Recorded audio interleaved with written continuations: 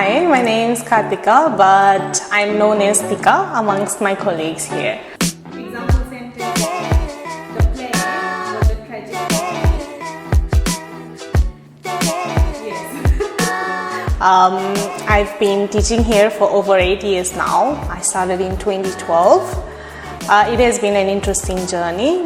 I really like working here, and talking about me, I've never been out of Fiji, and I like talking about other countries, and my hobbies include reading.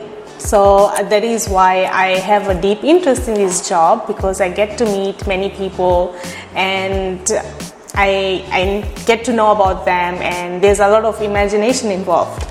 And I also like talking to people now. Before I wasn't so talkative. And I'd say I like learning about different backgrounds and cultures. So that's all about me.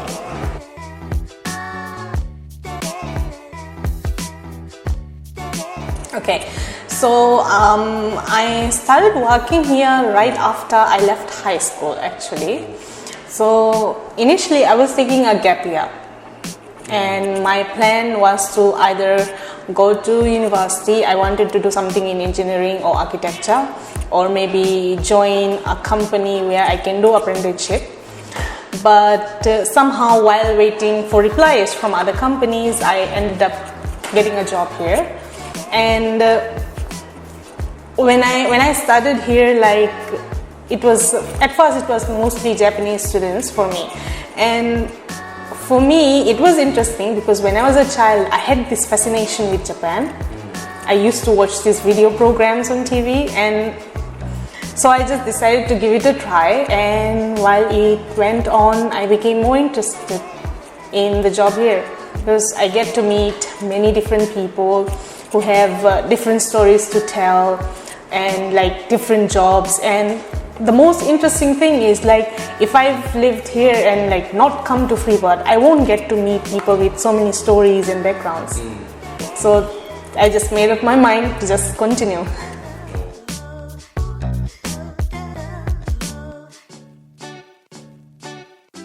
Before starting here, I had friends. Like from high school, I had Chinese friends, I knew some Korean students, I was friends with Koreans, but I never had a Japanese friend. So it was like my first time around Japanese people when I started here. And initially I was also really nervous. I used to be nervous a lot because I wasn't so talkative, and I didn't like really socializing with people, and like it was all new. But after some time, because most of my students were like young and nearly the same age, so we had some similar points to talk about, and I found that initially they are shy, but once they trust you and once they get used to you, they open up and they start talking. So I guess in my first year here, I had to find out the techniques of how to get the students to open up and start talking to me. So yeah, that's generally like what I felt over the years. Like initially, in the beginning, students are shy because they come here with one purpose to study, but once they get to see the Fijian environment, then like they start to relax and then they open up.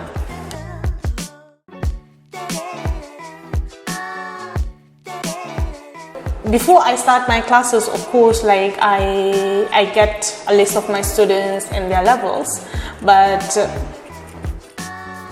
since I've started, I learned one lesson.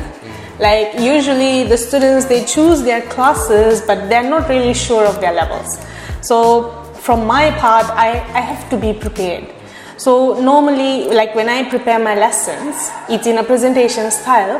And like for whatever concept I'm doing, I try to prepare many activities. So activities that is one step more difficult and a step easier than the level that they chose.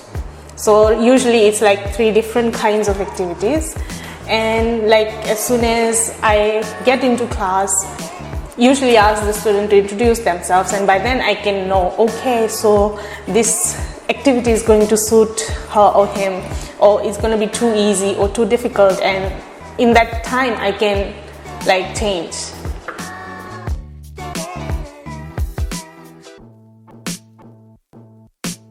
Basically, like I noticed with some students, like when we ask them to introduce themselves, sometimes they have their introductions written down. So I think it's best, like when you start your lesson, you show your real level of English.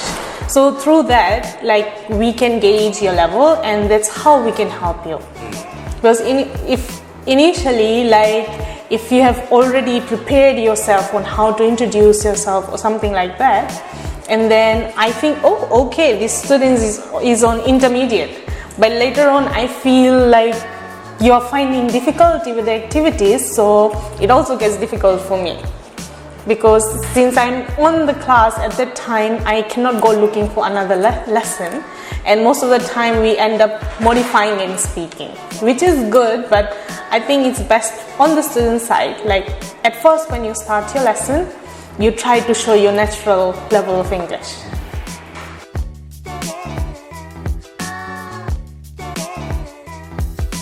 Recommended class. I'd say speaking, because for me, even though it's speaking class, I don't just basically focus on speaking. So I try different kinds of activities. Like sometimes I give students like incomplete sentences, and they have to try and complete their sentences with their own ideas. Or sometimes I give them a topic, and instead of me asking questions, they are the ones to ask questions.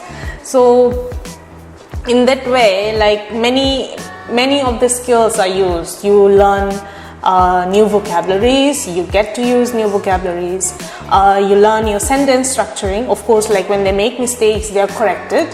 And one good thing is, like, students take the corrections positively. They write down their mistakes, they write down their corrections. So you're learning everything at that moment. You're practicing speaking, you're learning your vocabulary and your grammar as well. So I think speaking should be the most recommended one. I'd recommend that. Yeah.